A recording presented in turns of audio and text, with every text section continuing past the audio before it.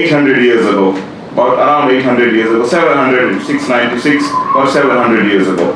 So, Allahumma salli ala Sayyidina Muhammad.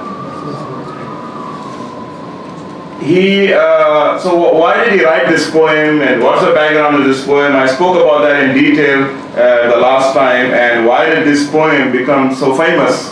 But in short, Imam Busairi, he was Hafiz al-Quran, he studied the ulum al-Shari'ah, the Hadith and Fiqh and Usul and Tafsīr and all these sciences, Usul al-Fiqh and everything you guys are studying here at Madina and much more.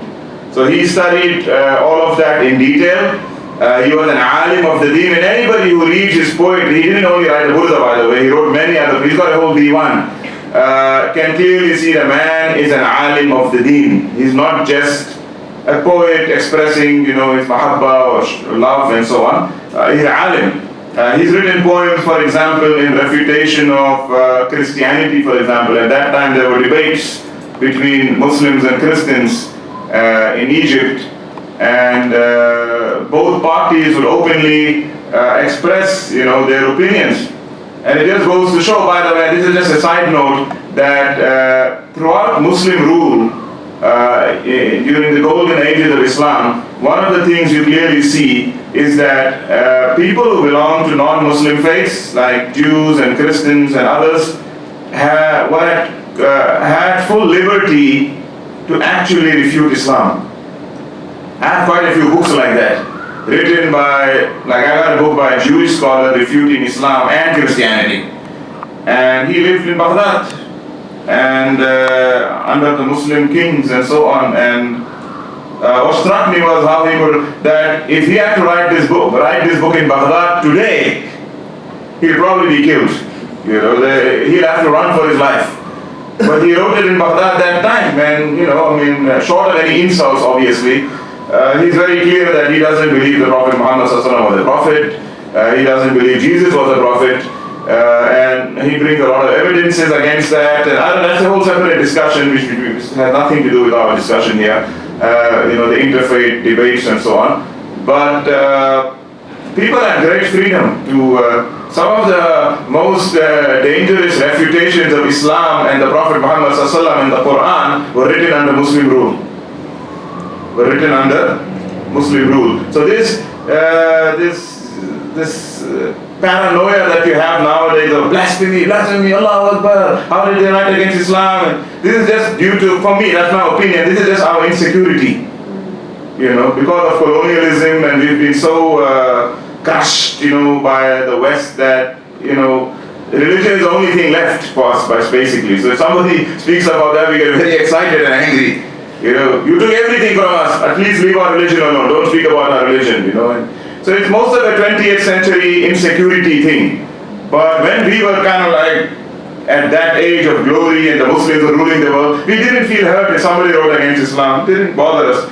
Okay, that's your opinion. What the ulema would do at that time, the kings would say, they would call a man like Busairi, for example, or a great scholar and say, Ya Shaykh, did you read the book by this priest?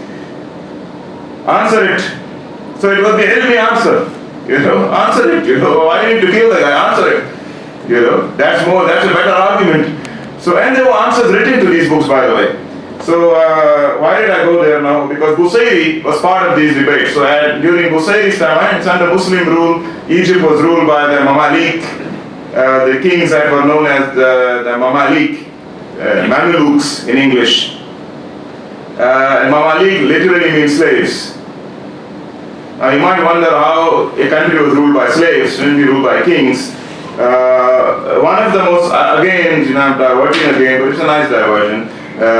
Take it, but one of the most interesting things in Islamic history, especially for me personally, the sheer amount of slaves or children of slaves that became kings. Believe me, from the Abbasiyya Khilafah, you could safely say that 8 out of 10, their mothers were slaves. 8 out of 10, their mothers were slaves. Ibnu Amma. Ummuhu jariyatun zinjiya, ummuhu jariyatun rumi, ummuhu jariyatun andalusi, ummuhu min al-Maghribiya. All, so here you have these women are brought as slaves, at that time slavery. I don't want to go to the slavery thing, but you find that children become kings. That is just children of slaves. In addition to that, there are many kings in our history who themselves were actual slaves. The great king of Egypt, Muhammad Ali Bachelor, was a slave.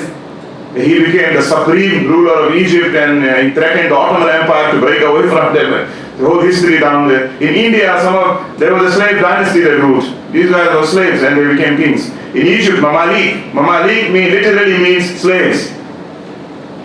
So what am I trying to say here? Without going into the whole slavery debate, what I'm basically trying to say that yes, slavery did exist in Islam, but the slavery system in Islam, what made it different from the European system of slavery, was that the slavery system in Islam, that Islam allowed or tolerated, was a very fluid one, where a person was not necessarily stuck into that position, and your children will be slaves, and your grandchildren will be slaves, you guys will be slaves forever. It wasn't like that. A slave could work his way out to freedom, to positions, to power, to money, to wealth, to becoming the ruler of the entire land. And this is not a theory. I can give you many examples of people like that who actually became kings. And people accepted them as kings. In India, there was a king called Malik Kafur. He was a slave, became a king, and there was another. So again, I don't want to go into all that. It's not relevant directly to what we're talking about here. So just note that because it's a question that comes up, slavery and so on. So in Egypt, the kings that time were the Mamalik, the Mamluks. They were slaves who had become kings. Imam al-Busayri under them, and you had the Egyptian Christian population, and you had sometimes they write things against Islam, and the kings would ask Busayri to refute it, and he actually wrote some poems refuting the Christian doctrine. I forget the name of one of those poems. It's a beautiful, interesting name, something about Taslis and so on, and Nasara. But anyways, and it was a healthy academic discussion, and everybody makes their point and goes home, and nobody needs to hurt nobody, because it's an ilmi discussion end of the day, If they have a right to believe in what they believe in, they have a right to defend it as well. You have a right to, say why they do that. Of course, short of, direct insults or mockery. Obviously, mockery was not allowed and shouldn't be allowed for anyone, by the way. I always tell the Muslims, you gotta get very cross. Somebody mocks Islam, but how many times do you mock other people's religions? And symbols and so on. And so it goes both ways. Islam teaches us to be respectful. لا تسبوا الذين يدعون من دون الله. Don't insult their idols. So they don't insult Allah subhanahu wa ta'ala. So it's unacceptable for a Muslim also to make a mockery of somebody else's religious symbols. Often people come to me with Jesus jokes and these, and I tell them that's in bad taste. We shouldn't be entertaining these type of things. Don't mock anybody's religious figure or symbol or book or anything like that. We can disagree with it. We do disagree with it. But don't do that, because it is as offensive as when they may mock your masjid or your Quran or your Nabi, and then we don't like it. So, let's maintain one standard, alhamdulillah. But anyways, so Busayri was an alim, because if you look at these refutations he wrote of Christianity, you can see the man is a very learned alim. And if you read the Hamaziyah particularly, more than the Burdah, he wrote another poem called Al-Hamziyah. And according to many ulama, actually the ulama prefer the Hamziyah over the Burdah. The awam, the masses out there, generally the popular poem of Busayri is the Burdah. Everybody knows the Burdah. Most people, don't know the Hamziyah. But actually amongst the scholars, they love the Hamziyah more. The Hamziyah, it's called Hamziyah because every sentence, there's no sentences in a poem. Every couplet ends with the Hamza. Okay, and it starts with كيف ترقى رقيك الأنبياء يا سماء ما طاولتها سماء إنما مثل صفاتك للناس كما مثل النجوم الماء. He said, how can the prophets reach your height, Ya Rasulullah? Ya sama'an ma tawalatha sama. You are a sky that no sky can reach. You are a sky that no sky can reach. إنما مثل صفاتك للناس. In fact, all they did was reflect, the prophets, all they did was reflect your qualities to mankind. كما مثل النجوم الماء, like water reflects the stars. You see water? You see the stars reflecting in the water? He said the prophets were all like that water reflecting the stars. But you are the actual star. They were all reflecting your qualities. So the Hamziya is a very great poem. Many great A'immah of Islam wrote shuruh. Shuruh, the plural of sharh. Explanation, commentaries of the Hamziya. The best one is by Ibn Hajar al-Haytami. Al-Hafiz Ibn Hajar al-Haytami. Not Ibn Hajar al-Asqalani, the author of Fath al-Bari. Also an equally great scholar, Ibn Hajar al-Makki al-Haytami. Great scholar of the Shafi'i Mazhab. Sometimes his qawl is considered the final say in the Shafi'i Mazhab. Ibn Hajar al-Haytami, he wrote a sharh of the Hamziya. It's an amazing sharh. Amazing sharh. And there are many other shuruh of the Hamziya. And the Hamziya is sung as well, by the way, in many places in the world. Particularly in Morocco and so on, the Hamziya is quite well known in singing and so on. So, and they say that the reason while we are at the Hamziya, you see, I want to promote the Hamziya because people don't mention the Hamziya. صل يا ربنا وسلم على من هو للخلق رحمة وشفاء وعلى آله أجل البرايا وعلى صحبه الرضا والسناء. That's the Hamziya. They say he wrote it because of his mom. His mother, when he wrote the Mimiya, which is the Burdah, the Burdah is also called the Mimiya. Who knows why it's called the Mimiya? Who can tell me why it's called the Mimiya? Because it concludes with a meme. Every line, Karami, Ajami, Imami, Himami, everything is the meme in the end. It's not called the Mimiya. So they say when he wrote the Mimiya, the Burdah, everybody was impressed by it except his mom. So young people, very difficult to impress mom. So he gave her but she had a reason. When he showed her the Mimiya, the Burdah, she said to him, she's not a learned woman, she's not a Shaykha, Alima, Nahawiya, Sha'ira, nothing of the sort. But she is a muhibba, mu'azzima li Janabi Nabi sallallahu alayhi wa sallam. She's got a great love and ta'zeem, respect for Nabi alayhi sallam. So she said to him, you write a poem for Rasulullah sallallahu alayhi wa sallam, and it is mansoob or maksur. It is maksur or maksur. It ends with a e. Is it karami, amami, himami, bimami? It's going down. Maksur. It's He said, you write it like maksur? He said, what do you mean, mom? He said, when you write a poem for Rasulullah sallallahu alayhi wa sallam, it must be marfu'. Doing nahw and sarf, you know marfu'. It must be marfu', literally means raised up.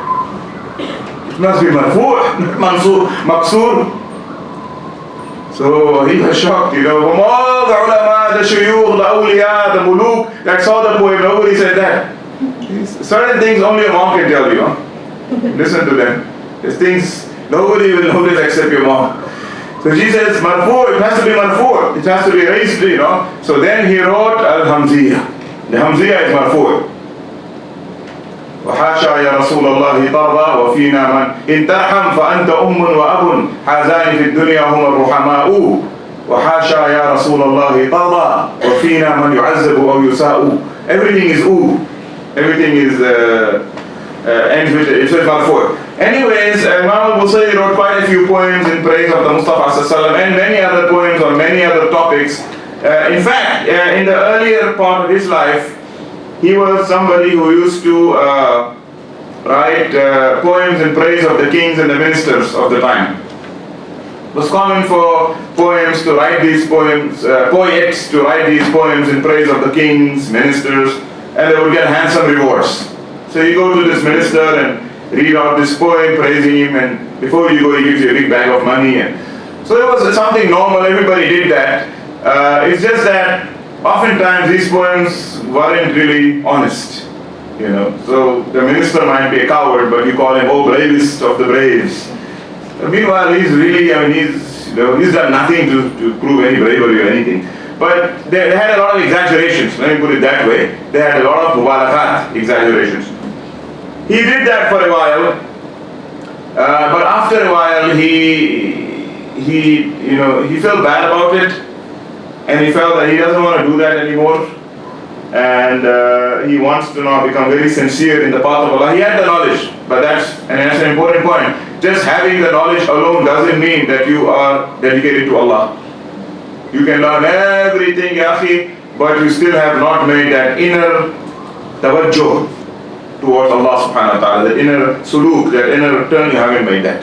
You know everything, you can quote this, you can quote this fatwa, you can quote Hanafiya, Shafi'iyya, Malikiyya, Hanbaliyya, Ibn Taymiyyah, Ibn Hazm, but the tawajjuh to Allah has not been made. In fact, it's a tawajjuh to ilm al-shari, but not tawajjuh to Allah. So the ilm of the sharia is there to be your door to Allah, not become a barrier between you and Allah. They said some people become so busy with Islam, they forget Allah. Funny statement. Some people become so busy with Islam, they forget Allah. Or so busy with the knowledge of the deen, and arguments and this and that, and they forget about the actual وَمَا خَلَقْتُ الْجِنَّ وَالْإِنسَ إِلَّا لِيَعْبُدُونَ. Created you to recognize me, worship me, to be for Allah. So the two are not exactly the same. Although they overlap, they are intertwined, but they're not necessarily the same. A man can be very learned and can be a fasiq at the same time, a very corrupt person. On the other hand, the opposite is true as well. A man can be a big jahil, he knows very little of the deen, but he's extremely pious and committed to Allah. If you tell a brother, Allah says jump from this wall, he'll go and jump. And there might be a alim who knows everything about the importance of salah. He can quote you 20 ahadith and 30 ayat about the salah, but he still don't make it. He still doesn't make salah. So he has all the knowledge, he doesn't practice. Somebody else knows nothing and he'll do it. Imam al-Busiri was in a bit of a dilemma like that. A bit of what we call nowadays, or that's called in our tradition as a Ghazalian dilemma. A Ghazalian dilemma. Why is it called a Ghazalian dilemma? Anyone knows?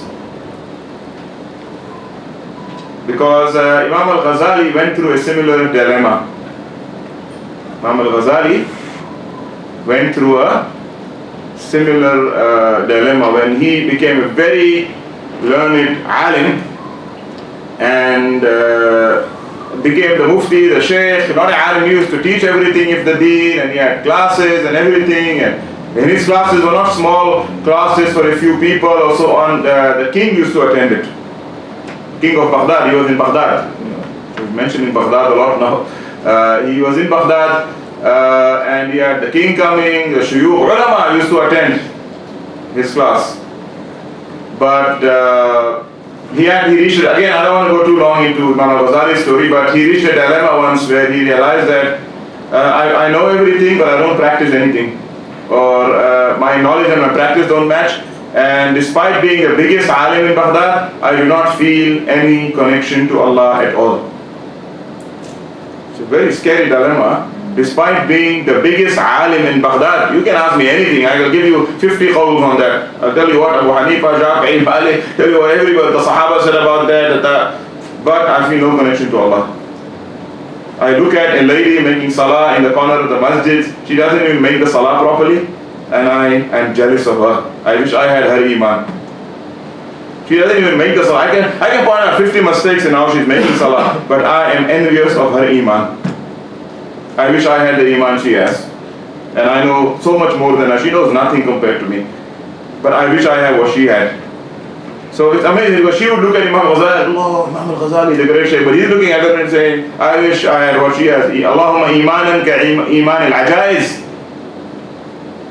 Oh Allah, give me the iman of the old women. So anyway, so he came to that dilemma, and in the end he couldn't handle it, and he decided to leave everything and basically, in modern day terminology, ran away from home. Literally, he ran away from home. He gave a bag full of money to his wife, and he said, this is for your nafaqah, whatever, and I need some time on my own, and I'll come back when I'm ready. But there's enough money, and he had raised so much money by that time, he was so rich by that time, there's enough money to take care of me for 10 years. Take this and I'll come back. And he left home. In the night time he changed his clothes and he ran away, and then he wandered in Sham and Palestine for 10 years, and 10 years he wandered around. He made i'tikaf in al-Masjid al-Aqsa. If you go to the Masjid al-Aqsa, you find there's a khalwa there. It's called Khalwat al-Imam al-Ghazali. Khalwa means a room for seclusion. You say Imam Ghazali was here. In Syria, in Al-Jami' al-Umawi, the masjid there you find it. Anyway, so he spent 10 years and he got involved in tasawwuf and Sufism and azkar and zikr and all these things. He then came back after that and then became the great Ghazali that we know today, the author of Ihya Ulumuddin and Hujjat al-Islam and so on. And he became even greater than what he was before he left. So that's called the Ghazalian moment, and Busayri had a Ghazalian moment. Busayri had a Ghazalian moment, although Ghazali was about 200 years before him, where he felt that, I know a lot of stuff, but I'm not really practicing it, I'm busy with these kings, exaggerations and all that, and lies basically, so I need to now turn towards Allah. So for that, he then went to find a wali or in those days when people needed to turn to Allah subhanahu wa ta'ala. Nowadays, if you want to turn to Allah, you turn to YouTube, I don't know, Today if you want anything, you go to YouTube or Google and find lectures. But in those days, if you wanted to turn to Allah, what people would do is find a man of Allah.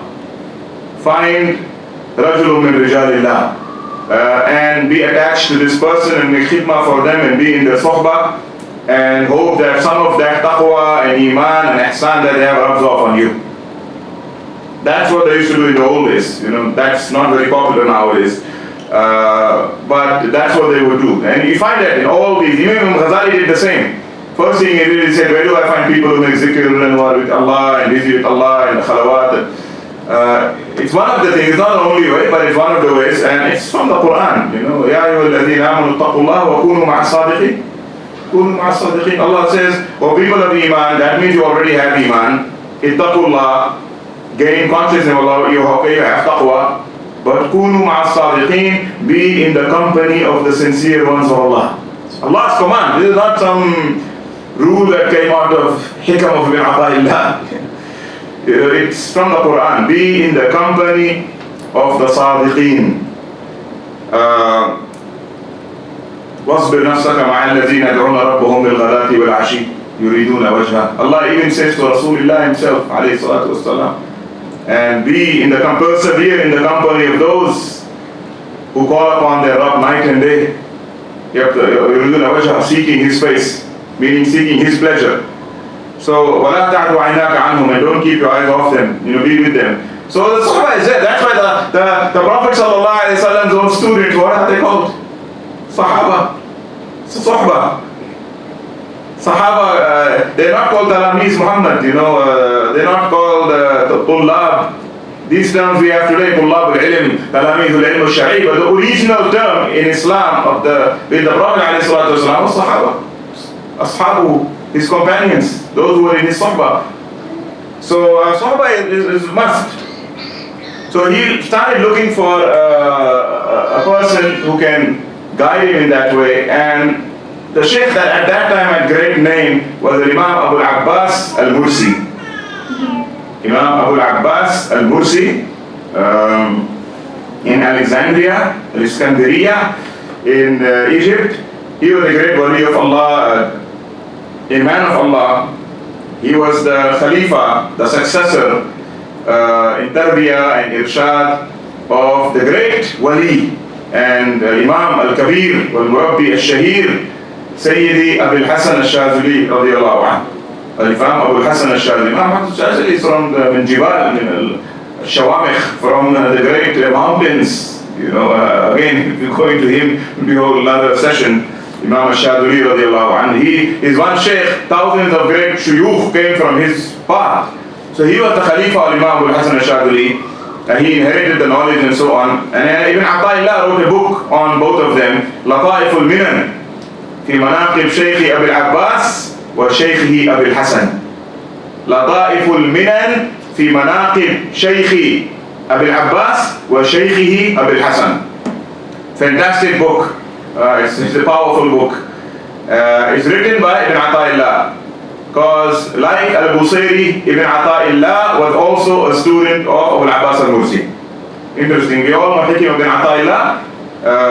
Busayri and Ibn Ata'illah, both of them murids of Abu al-Abbas al-Mursi radiyallahu anhu. They say Imam al-Munziri, the famous muhaddis, was also a student of him and some other scholars. So he became a murid of this sheikh in the Tariqa al-Shadiliyah. And he then started focusing on azkar and awrad and ibadah, and the Sufi path is generally one of self-introspection. In Aratan tujahid wajahid nafsak, if you want to fight anybody, fight yourself first. And the Sufis have interesting tafsir. Allah says in the Quran, وَقَاتُلُوا الَّذِينَ يَلُونَكُم مِّنَ الْكُفَّارِ. It's a general ayah regarding jihad against those who are fighting you, and the ayah is telling the Muslims at that time, fight those who are near you. Fight from those enemies who are near you, rather than go far, because some Muslims at that time, they wanted to go fight the guys far. The ayah says, no, take care of the ones near you first. And that's there, and that's true. But some of the Sufis said, part of their interpretation, fight those of the kuffar enemies who are nearest to you, and they say the nearest kafir to you is nafs, is your own nafs. One of the Sufis says, قاتلوا الذين يلونكم من الكفار وأقربهم إليك نفسك. Because kafir is what? The one who denies Allah, refuses. Our nafs does that. Allah says something, but the nafs says something else, right? Allah says don't look, you look. Allah says don't say, you say. So who is the nafs? So that is the first enemy of Allah, is the nafs. So he said fight him first before you go fight the enemy outside. And this is not just Sufism.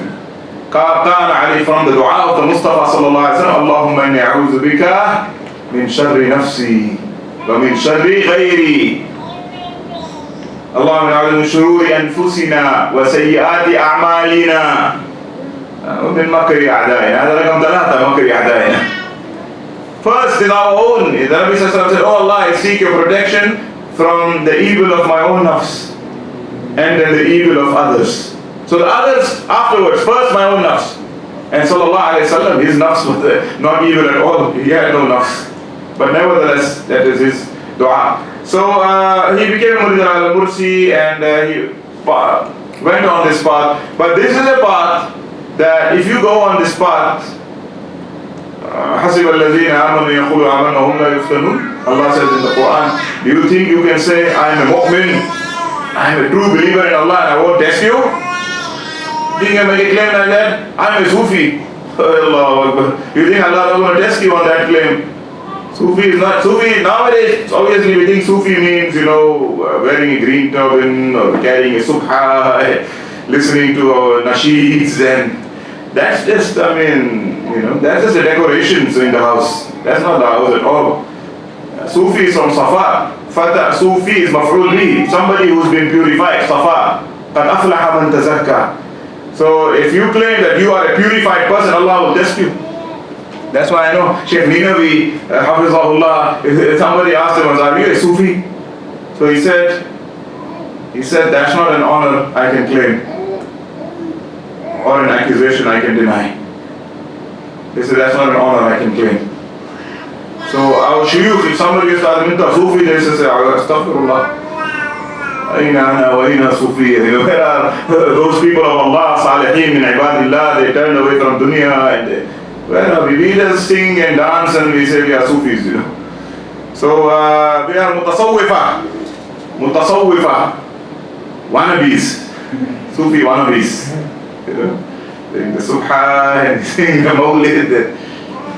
So, but inshallah, wannabe is not bad, but don't be stuck in wannabe, work to become something, don't just, but anyways, Allahumma salli ala Sayyidina Muhammad, Al-Busayri, after he went into this spot, Allah tested him. And the test is kafara. Sometimes bad things happen to you in life, and they could be one out of three things. They could be a warning, they could be a purification, they could be a punishment. People say, this is happening to you. Is it a punishment that's happening to you?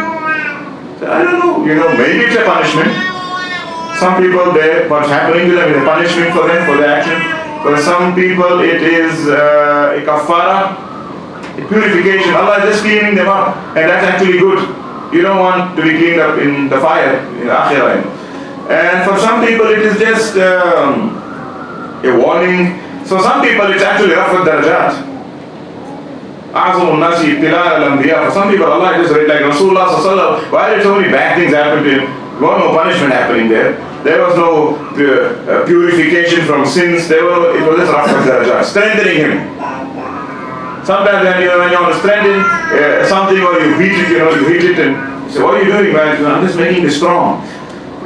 Just to see how strong this is, So for the awliya and salihin, bad things happen in life, or what we call bad. There's nothing bad in Allah's eyes. Bad is only from down up, not from up down.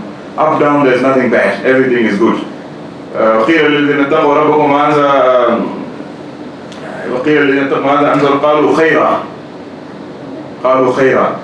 from down up, there is good and bad. But up down, there is no bad. It's only good.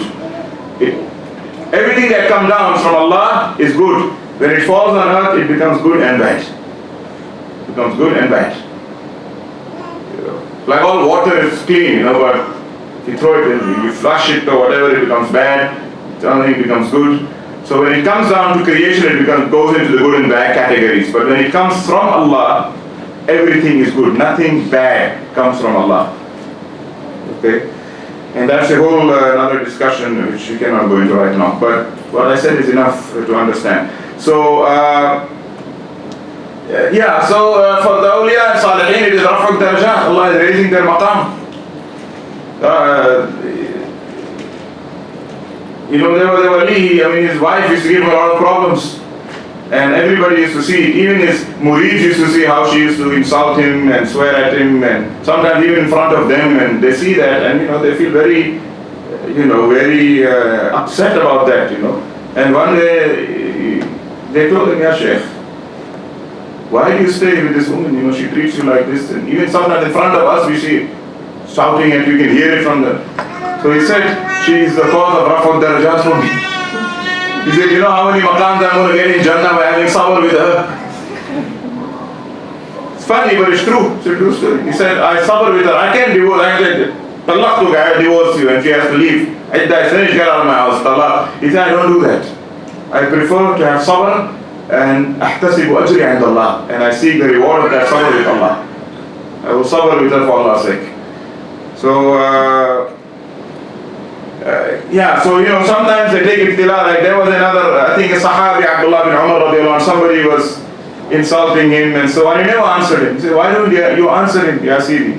Why don't you refute him? And he said, no, why should I do that? He's giving all his good deeds to me. As the more he insults me, the more he slanders me and spread lies about me, all his good deeds are coming to me. Allah will give me all his good deeds on Qiyamah, based on the hadith that you all know. So, Imam Busayri was tested, and the test he had was falij,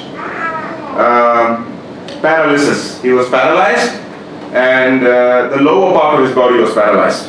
So he couldn't walk anymore. Sara Farishan, he became confined to his bed, and he can't go anywhere, he can't do anything, and